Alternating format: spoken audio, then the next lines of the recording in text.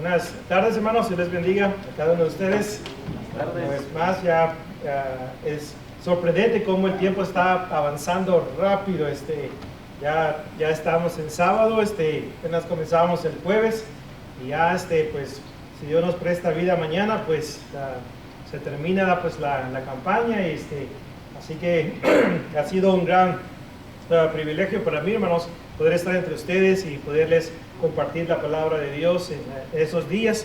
Al menos ya pues yo, al igual que yo sé que también ustedes, pues nos hemos gozado en la predicación de la palabra, escuchar lo que Dios tiene que decirnos por medio de las Escrituras.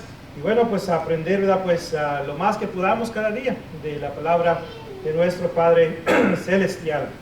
Así que ya consideramos el jueves el tema de cómo la justicia exalta o engrandece a una nación, pero el pecado, ¿verdad? Pues una vez más la destruye. Y hablábamos acerca de esas cosas.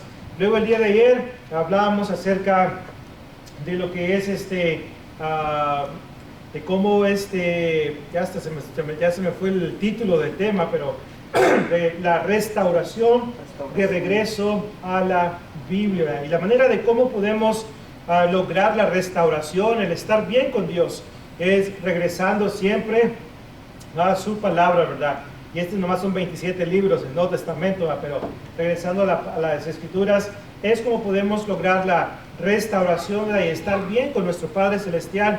Y les animo a que todos los días de nuestra vida nos esforcemos por estar bien con Dios, ¿verdad? Porque con Dios todas las cosas son posibles. Con Dios todo nos va a salir, ¿verdad? Conforme a su voluntad. Y separados de Dios, dijo Cristo, nada podéis hacer, ¿verdad? Juan capítulo 15 y versículo 5 nos habla al respecto. En esta ocasión, pues es un tema evangelístico donde vamos a hablar acerca del Evangelio de Cristo y cómo Jesucristo es la respuesta para el problema del pecado, ¿verdad? Jesucristo, hermanos, siempre va a ser la respuesta para lo que es el problema del pecado. Así que este tema tiene dos propósitos. Número uno, recordarle a los cristianos qué es lo que la Biblia enseña acerca del Evangelio para que sigan predicando y anunciando ese poderoso mensaje de salvación a las almas perdidas.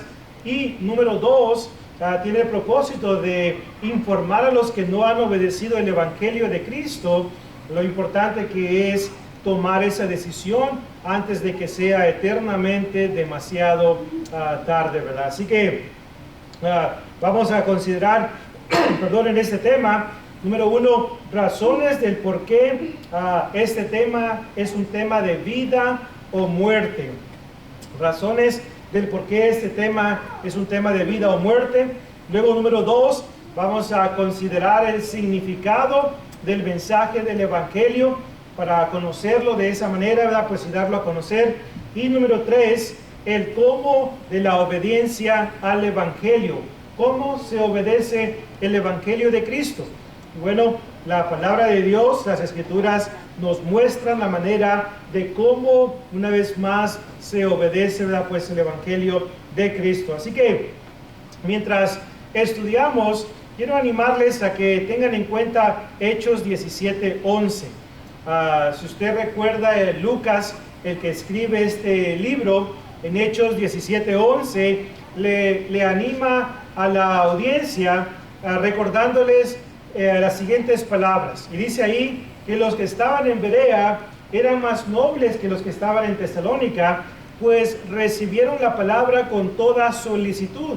Y luego dice ahí el texto, escudriñando cada día las Escrituras para ver si estas cosas eran así. Así que ellos estaban analizando las Escrituras, obviamente del Antiguo Testamento, porque no tenían el Nuevo Testamento como nosotros lo tenemos ahora. Entonces analizaban los pasajes que Pablo y Silas les estaban dando, ¿verdad? Y esto es muy importante tenerlo, ¿verdad? Pues en cuenta. Así que vamos a ver entonces, considerar el primer punto que mencionábamos, y esto es las razones del por qué este tema, el Evangelio, Jesús es la respuesta, es un tema de vida o muerte. ¿Por qué el obedecer el Evangelio de Cristo es un tema muy importante y una vez más un tema de vida o muerte? Y número uno, es importante por la realidad de la muerte. Así es, la realidad de la muerte. La palabra de Dios, hermanos, nos enseña, si usted se fija en Santiago 4:14, Santiago 4 y verso 14, ahí habla de cómo nuestra vida, dice el escritor inspirado, es neblina que aparece por un poco de tiempo y luego desaparece. Recuerdo en cierta ocasión, hermanos, que venía manejando por la carretera 20 allá en Texas, rumbo para Tyler, Texas, y iba en la carretera, hermanos, y de vez en cuando la carretera pues subía un poco y bajaba, subía y bajaba, y recuerdo que iba a predicar en una congregación donde estuve predicando dos años, y íbamos en la mañanita, hermanos, como a las 7:30, y se veía neblina hacia el frente. Y cuando íbamos manejando, de repente subió un poquito la carretera y luego bajó. Cuando subió, todo el carro, todas las ventanas, hermanos, fueron en realidad forradas con la neblina. No se vio absolutamente nada. Pero cuando bajamos, luego se quitó la neblina. Y luego le comentaba a mi esposa, esto me recuerda a lo que Santiago dijo: nuestra vida es neblina que aparece por un poco de tiempo y luego desaparece. Y ahorita estamos con vida, hermanos y amigos. Ahorita estamos tal vez pues con mucha salud y esto y lo otro, pero puede ser el caso que mañana ya no estemos con vida.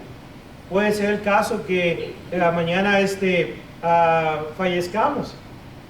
He hecho funerales para bebés, he hecho funerales para niños, he hecho funerales para jóvenes, he hecho funerales para adultos y ancianos.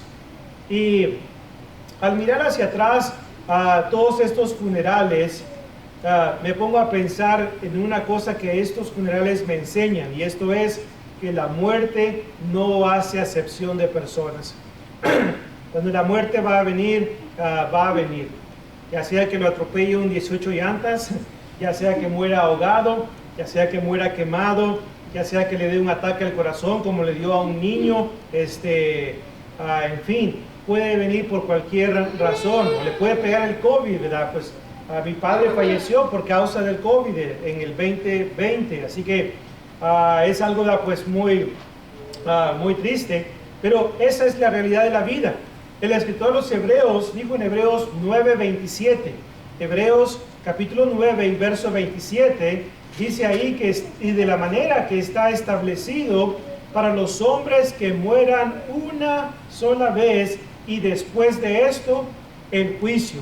Entonces note, está establecido ya, Dios ha establecido que la muerte va a venir cuando menos lo pensemos, porque nuestra vida, una vez más, somos cortos de días, estamos a un paso de la muerte. 1 Samuel 20 y versículo 3, ¿verdad? Así que, ahora, esa es la primera razón. La número 2, la realidad del fin del mundo.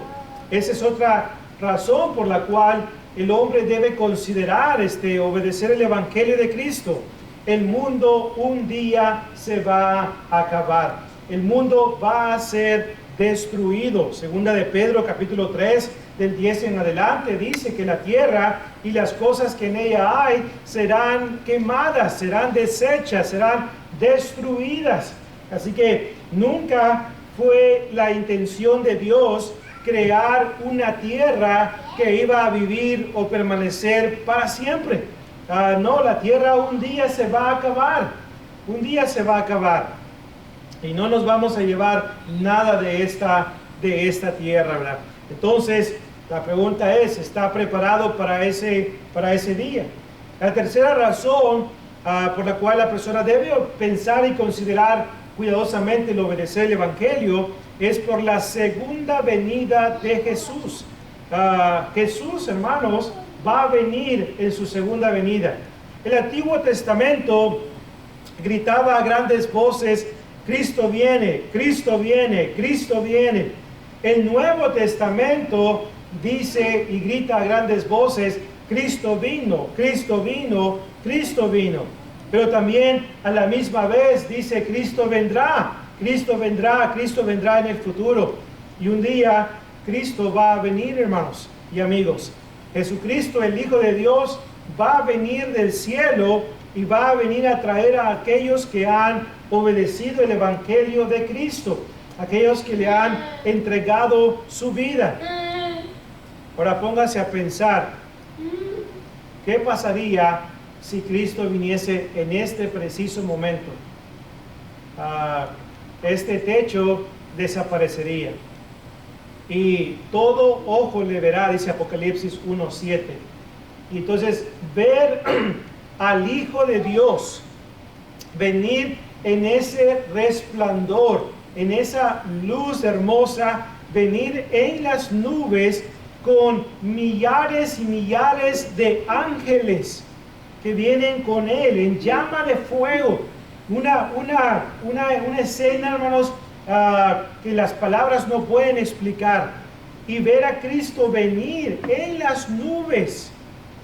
Ahora, los que han obedecido el Evangelio, ¿cómo se van a sentir? Yo me voy a sentir, hermanos, de una manera, o sea, las palabras no pueden explicar. Hace unos meses atrás soñaba, hermanos, soñaba en mi sueño que veía como un trono blanco, pero bien brilloso. Y comencé a sentir algo bien bonito en mí. Y luego estábamos en una parte y luego alguien me dijo: acaban de decir tu nombre. Y cuando escuché eso, que alguien me dijo que acaba de escuchar mi nombre, o sea, era una felicidad, hermanos, tremenda, algo muy hermoso. A mi nombre yo feliz responderé. ¿No dice así el himno 70? Cuando allá se pase lista. Ahora, vamos a estar contentos, felices, porque vamos a glorificar a Cristo cuando vengan esas nubes. Esa va a ser la primera vez que vamos a volar, hermanos, que vamos a volar, porque dice la Escritura en Primera de Tesalonicenses, capítulo 4, 16 al 18, Primera de Tesalonicenses 4, 16 al 18 dice: porque el Señor mismo, con voz de mando, con voz de arcángel y con trompeta de Dios, dice, descenderá del cielo. Los muertos en Cristo resucitarán primero. Dice, luego nosotros, los que hayamos quedado, seremos arrebatados juntamente con ellos en las nubes. Note, para recibir al Señor en el aire. Yo todo el tiempo estoy soñando que vuelo, hermanos. Tengo aproximadamente 100 águilas en la oficina de la escuela, ahí en la parte de arriba. Siempre que voy a la tienda del dólar y encuentro una águila de dólar, la compro y la pongo ahí arriba. Como 100 águilas. Me encanta cómo vuelan, la paz que inspiran, en fin. Pero bueno, no vino aquí a escuchar mi historia, ¿verdad? Entonces, imagínense, vamos a hacer trasladados a esa nube. Y luego, el sentimiento que vamos a sentir cuando vayamos subiendo va a ser algo hermoso. Pero ahora póngase a pensar, ¿qué va a pasar con aquellos que no han obedecido el Evangelio de Cristo? Y déjame decirle qué es lo que va a pasar en ese momento. Mucha gente que ya escuchó el Evangelio, que saben que deben de ser bautizados para el perdón de pecados, para ser añadidos al cuerpo de Cristo, ¿sabe lo que van a hacer estas personas? Van a correr como nunca han corrido para llegar a edificios como este para pedir que sean bautizados. Van a correr a los mares para que los bauticen ahí. Van a correr a las piscinas, albercas, para que los bauticen ahí. Van a querer llenar la tina de su casa, de su baño, para que los bauticen ahí. Van a correr desesperadamente buscando un lugar donde puedan ser bautizados para ahora obedecer a Dios. Pero ¿sabe lo que va a pasar? va a ser demasiado tarde. Demasiado tarde. Porque cuando ya el Señor venga, no se va a esperar ahí una semana para que todos obedezcan. No, no, no. Él viene por el pueblo que ya está preparado. Porque el cielo es un lugar preparado para personas preparadas. No se turbe vuestro corazón. Creéis en Dios, creed también en mí. En la casa de mi Padre muchas moradas hay. Si así no fuera, yo os lo hubiera dicho. Voy pues a preparar lugar para vosotros. Y si me fuere y os prepararé el lugar, vendré otra vez y os tomaré a mí mismo, para que donde yo estoy, vosotros también estéis. Juan 14, 1 al 3. Entonces, esta es otra realidad por la cual, una vez más, la persona debe considerar, debe tomar conciencia de lo importante que es obedecer el Evangelio de Cristo antes de que sea eternamente demasiado tarde. Y otra razón, aparte de la muerte, aparte del fin del mundo, aparte de la segunda venida de Cristo, la realidad del pecado. La realidad del pecado. El pecado ha entrado en el mundo y ha afectado a todos. Dice la Escritura en Romanos 3, 9 y 10, no hay justo, ni aun uno, por cuanto todos pecaron y están destituidos de la gloria de Dios. Ahora, pecado significa violar la ley de Dios. Dice el apóstol Juan, primera de Juan 3:4. Primera de Juan 3:4 dice, todo aquel que practica el pecado, dice, infringe la ley. Pues el pecado es infracción de la ley, violar la ley de Dios. Eso es lo que es pecado. Así que cuando el texto dice, por cuanto todos pecaron, no está diciendo también los niños, los bebés, porque ellos no tienen pecado. Ellos no heredan el pecado de los padres. Ezequiel 18 y versículo 20. Ellos no saben la diferencia entre lo bueno y lo malo. Deuteronomio 1:39. Así que ellos están excluidos del todos pecaron. Está hablando de judíos y gentiles. Está hablando de adultos que tienen una edad de responsabilidad donde saben lo que es bueno y lo malo y han practicado el pecado. Así que el pecado ha entrado en el mundo y los que lo practican están separados de Dios, porque el pecado, eso es lo que causa una división, una separación entre Dios y los hombres. Isaías 59, 1 y 2 enseña eso. Así que, y aparte de eso, la paga del pecado. ¿Cuál es la paga del pecado? ¿Cuál es el último capítulo del pecado? Dice la muerte. Dice la Escritura en Romanos 6, 23, porque la paga del pecado es muerte, mas la dádiva, el regalo de Dios es vida eterna en Cristo Jesús, Señor nuestro.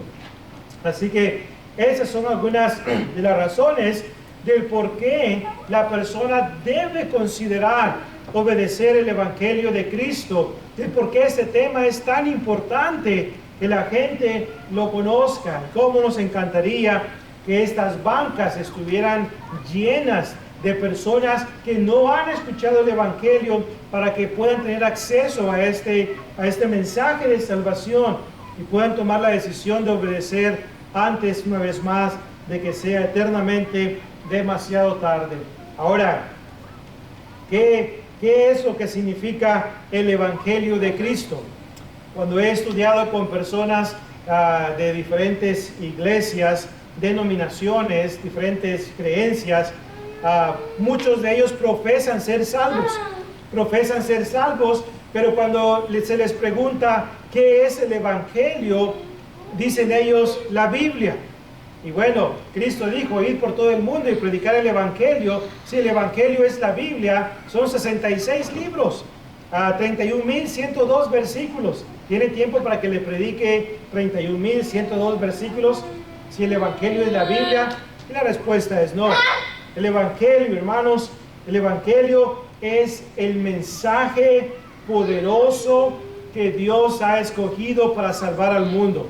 Por eso, cuando Cristo resucitó de entre los muertos, se apareció a sus discípulos y les dijo: yo quiero que vayan por todo el mundo y prediquen el evangelio a toda criatura. Y dice: el que creyere y fuere bautizado será salvo, mas el que no creyere será condenado. Ahora note, prediquen el evangelio. ¿A quién? A todo el mundo. Ahora, todavía no nos dice qué es el evangelio ahí. Ahora vamos a Romanos capítulo 1 y verso 16. En Romanos capítulo 1 y verso 16 dice el apóstol Pablo: porque no me avergüenzo del evangelio. Dice: porque es el poder de Dios para salvación. Note, el poder de Dios para salvación a todo aquel que cree, al judío primeramente y también al griego. Así que ahí dice que es el poder de Dios para salvación, pero todavía no nos dice exactamente qué es el evangelio. Ahora, para ello vamos a ir a 1 Corintios 15 del 1 al 4. 1 Corintios capítulo 15 versículos 1 hasta el verso 4. Y note cómo el apóstol Pablo explica lo que es el evangelio. Dice: además os declaro, hermanos, el evangelio que os he predicado, el cual también recibisteis, en el cual también perseveráis, por el cual asimismo, si retenéis la palabra que os he predicado, sois salvos si no creísteis en vano. Porque primeramente os he anunciado lo que asimismo recibí, que Cristo murió por nuestros pecados conforme a las Escrituras, fue sepultado y resucitó al tercer día conforme a las Escrituras. Este es el poderoso evangelio de Cristo. Consiste en la muerte, sepultura y resurrección de nuestro Señor Jesucristo. Y en los últimos capítulos de los evangelios, por ejemplo Mateo, Marcos, Lucas y Juan, en el capítulo 26 y 27 de Mateo se habla de la muerte, sepultura y resurrección de Cristo. También en lo que es Marcos capítulo 15 y 16, Lucas capítulo 23 y 24 y Juan capítulo 19 y capítulo 20. Los últimos capítulos de estos registros del evangelio muestran la muerte de Cristo y cómo fue sepultado y al tercer día resucitó de entre los muertos. Y mejor dicho, es el mensaje poderoso que Dios ha escogido para salvar al mundo entero. Ahora, póngase a pensar, esto es lo que la persona debe creer de todo corazón. Si desea la salvación, debe creer con todo su corazón que Cristo vino a morir por esa persona. Fue sepultado, pero al tercer día resucitó de entre los muertos. Un hecho histórico que nadie puede negar, la resurrección de Cristo. Entonces, cuando usted cree en ese mensaje, entonces pues usted ya se encuentra camino pues a la salvación cuando cree en ese mensaje. Ahora, quiero que me acompañe a Hechos capítulo 2 y vamos a pasar un tiempo ahí en Hechos capítulo 2 para que veamos la manera de cómo se obedece el evangelio de Cristo. Ya hemos considerado lo que es el evangelio: muerte, sepultura y resurrección. Ahora observemos cómo se obedece ese mensaje. ¿Qué fue lo que las personas hicieron en el día de Pentecostés y a través del libro de los Hechos? ¿Qué fue lo que hicieron para ser salvos?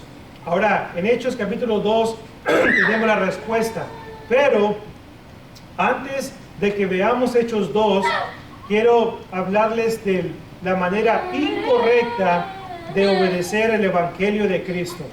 Ahora, yo no sé si ustedes han escuchado lo que las denominaciones enseñan acerca de la manera de cómo ser salvo. Pero muchos de ellos, ¿qué es lo que dicen? Simplemente acepta a Cristo como tu Salvador personal y tú ya eres salvo.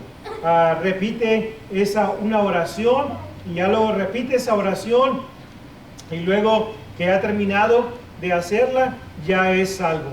Otros dicen, toca el radio donde está predicando el pastor y luego pues, haz una oración y puedes ser salvo. Otros dicen, manda tu ofrenda a este ministerio, haz una oración y Dios te va a bendecir con la salvación. Otros dicen, no hay nada que puedas hacer para ser salvo. Lo único que tienes que hacer es creer en Cristo. ¿Sí? ¿Sí observó la contradicción ahí? No hay nada que puedas hacer para ser salvo. Lo único que debes hacer es esto. Primero dicen que no hay nada y luego dicen lo único que debes de hacer es esto. Esa es una contradicción lógica, ¿ok? Entonces, esas personas, hermanos, están en el error, especialmente cuando estas personas se traen a la Biblia, al libro de los Hechos, donde muestra lo que las personas hicieron para ser salvo. Podemos ver una diferencia muy, pero muy grande en ello, ¿verdad? Ahora, vamos a ir a Hechos capítulo 2. Note en el verso 36 y 37. Hechos capítulo 2, 36 y 37. Dice ahí el pasaje, Lucas escribiendo estas palabras, dice ahí, sepa pues ciertísimamente toda la casa de Israel, que este Jesús a quien vosotros crucificasteis, Dios le ha hecho Señor y Cristo. Al oír esto, se compungieron de corazón y dijeron a Pedro y al resto de los apóstoles, varones, hermanos, ¿qué haremos? Ahora note, ¿qué haremos? Y luego, ¿qué dice el verso 38? Note, Pedro les dijo, pasen al frente y repitan esta oración conmigo. Padre, reconozco que soy pecador y en esta ocasión acepto a Cristo como mi único Salvador personal para que perdone mis pecados y me dé la esperanza de vida eterna. Amén. ¿Es lo que dice el verso 38? No. Verso 38 no dice eso. Verso 38 responde, Pedro les dijo, arrepentíos y bautícese cada uno de vosotros en el nombre de Jesucristo para perdón de los pecados y recibiréis el don del Espíritu Santo. Ahora, note, ¿qué tenían que hacer para poder recibir el perdón de pecados y el don del Espíritu Santo? Tenían que arrepentirse y tenían que ser bautizados. Las denominaciones dicen, oh, no, el bautismo no es importante para la salvación. Bueno, la palabra de Dios dice, sí lo es. Okay, sí lo es. Ahora, regresemos al 37. Dice, al oír esto, se compungieron de corazón. La pregunta es, al oír, ¿qué cosa? ¿Qué fue lo que Pedro les predicó en el día de Pentecostés? Y bueno, recuerda una vez más, ¿qué le dijo Cristo a Pedro en Marcos 16:15? Ir por todo el mundo y predicar el Evangelio a toda criatura. Así que Pedro obedeció a Cristo. Y cuando fue el día de Pentecostés, se paró con los apóstoles. ¿Y qué fue lo que hizo? Predicó el Evangelio. ¿Cómo sabemos que predicó el Evangelio? Acuérdense una vez más, ¿qué es el Evangelio? Muerte, sepultura y resurrección de Cristo. ¿Cómo sabemos que predicó el Evangelio? Lo que tenemos que hacer es ver los versículos antes del 37. Note el versículo 22. Hechos 2:22. Dice, varones israelitas, oíd estas palabras. Jesús Nazareno, varón aprobado por Dios entre vosotros, con las maravillas y prodigios y señales que Dios hizo entre vosotros por medio de él, como vosotros mismos sabéis. A este, entregado por el determinado consejo y anticipado conocimiento de Dios, prendisteis y matasteis por manos de inicuo, crucificándole. Note, ¿qué tenemos acá? La muerte de Cristo. Y luego dice el siguiente versículo, al cual Dios levantó, suelto los dolores de la muerte, por cuanto era imposible que fuese retenido por ella. Si se fija ahí, ahí está la resurrección. Ahora note el verso 32. Verso 32. A este Jesús resucitó Dios, de lo cual todos nosotros somos testigos. Y se fija cómo le predica la muerte y la resurrección de Cristo. Así que cuando escucharon esto, entonces les dolió el corazón, se sintieron mal. Y por eso preguntaron: hermanos, ¿qué podemos hacer para ser salvos? Y ahí es donde Pedro les dice: arrepiéntanse y sean bautizados, sumergidos en las aguas del bautismo para perdón de los pecados. ¿Cómo se obtiene el perdón de los pecados? Hechos 2:38, a través del bautismo.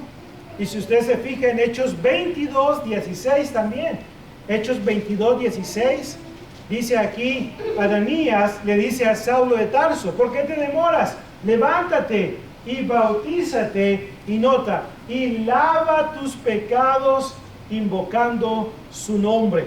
Es a través de las aguas del bautismo donde venimos a estar en contacto con la muerte de Cristo, porque somos bautizados en la muerte de Cristo. Ahí es donde está la sangre.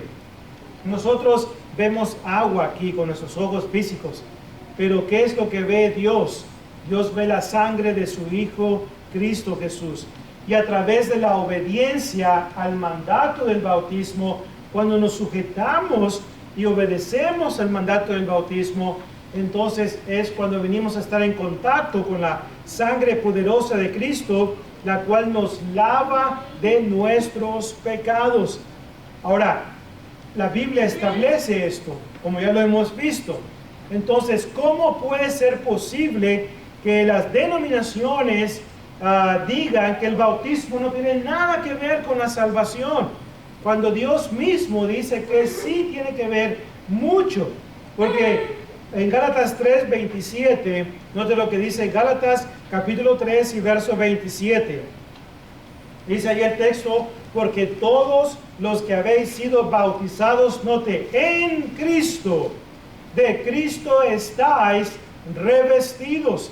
La única manera de cómo podemos ser añadidos al cuerpo de Cristo es cuando somos bautizados en agua, según la enseñanza del Nuevo Testamento. Ahora, note en Hechos 2:41. Hechos 2:41 dice: así que los que recibieron su palabra fueron bautizados, y se añadieron aquel día, note, como 3,000 personas. Note, un sermón, como 3,000 personas. Hoy en día es al revés, 3,000 sermones y a lo mejor una persona quiere ir al cielo, pero seguimos predicando la palabra de Dios. Pero se bautizaron estas personas. Las denominaciones dicen que no es importante el bautismo. Bueno, estas 3,000 personas, 3,000 almas, obedecieron el mandato. Y noten Hechos 2:47.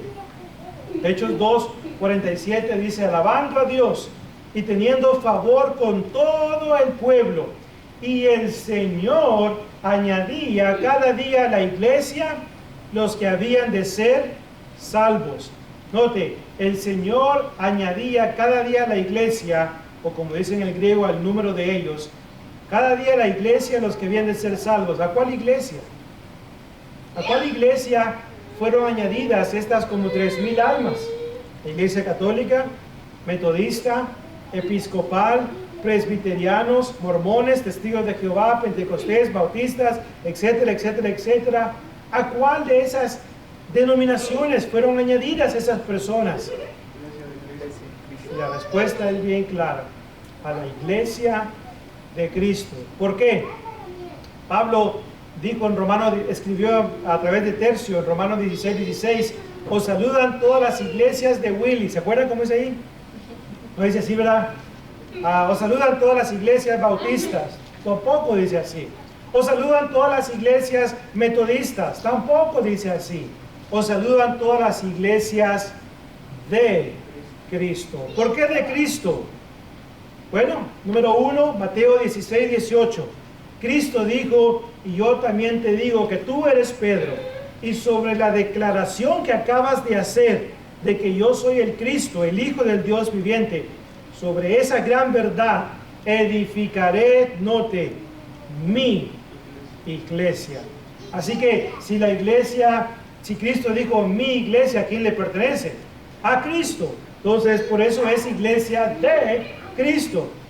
Colosenses 1:18 dice que Cristo es la cabeza de la iglesia, y luego dice la iglesia es el cuerpo de Cristo. ¿Cuántos cuerpos tiene Cristo? Efesios 4:4 dice un cuerpo. No son 50,000 cuerpos como las denominaciones con sus diferentes creencias. Es un solo cuerpo. Así que, una vez más, Cristo fue el que compró la iglesia con su propia sangre. Hechos 20:28. Así que le pertenece a Cristo. Cristo va a entregar el reino, la iglesia, al Padre cuando todo se acabe. 1 Corintios 15:24. Cristo va a venir por su iglesia. Ahora, quiero que me acompañe a Efesios 5:23.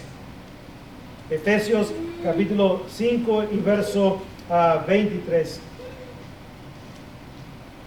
Y ahí el apóstol Pablo dice una gran verdad que la gente necesita considerar cuidadosamente. Dice, porque el marido es cabeza de la mujer, así como Cristo es cabeza de la iglesia. Ahora note, la cual es su cuerpo. La iglesia es el cuerpo de Cristo. Note la última parte, y Él es su Salvador. Ahora la pregunta, ¿Cristo es el Salvador de quién? De la iglesia, que es su cuerpo. Ahora, ¿qué pasa si una persona no está en esa iglesia? No está en ese cuerpo. ¿Puede Cristo ser el Salvador de esa persona? La respuesta es no. La persona debe tomar la decisión de ser añadido al cuerpo de Cristo para que así Cristo sea, una vez más, su Salvador. Hebreos 5, 8 y 9 dice que Cristo es el autor de eterna salvación, pero a los que le obedecen, a los que le obedecen. Mateo 7, 21, no todo el que me dice Señor, Señor, entrará en el reino de los cielos, sino el que hace la voluntad de mi Padre que está en los cielos. Entonces, es importante hacer la voluntad del Señor. Es importante obedecer el Evangelio de Cristo para que pueda estar una vez más en el cielo con nuestro Padre Celestial. Así que en el libro de los Hechos se le conoce como el libro de las conversiones, el libro que muestra lo que las personas hicieron para ser salvas. Así que si la persona quiere aprender qué hacer para ser salva, no debe ir a las denominaciones, porque no le van a enseñar lo correcto. Debe ir a la palabra de Dios y debe obedecer lo que Dios dice, los ejemplos que están ahí. Y si usted se fija en el libro de los Hechos, en el capítulo 2, luego podemos ir al capítulo 6, podemos ir al capítulo 8, la conversión de los samaritanos, la conversión del etíope eunuco, quien dijo, aquí hay agua, ¿qué impide que yo sea bautizado? La conversión de Saulo de Tarso, la conversión de Lidia, la conversión del carcelero de Filipos en el capítulo 16. En cada uno de esos ejemplos, si usted se fija, se predicó la muerte, sepultura y resurrección. Muerte, sepultura y resurrección. Muerte, sepultura y resurrección. El Evangelio de Cristo. Y en cada uno de esos ejemplos, el día que se les predicó, obedecieron el Evangelio. Fueron bautizados el mismo día, el mismo día, el mismo día, el mismo día, la misma hora de la noche, el carcelero de Filipos. Entonces, entendieron la urgencia de obedecer el Evangelio de Cristo. Así que las denominaciones dicen, acepte a Cristo como su Salvador personal.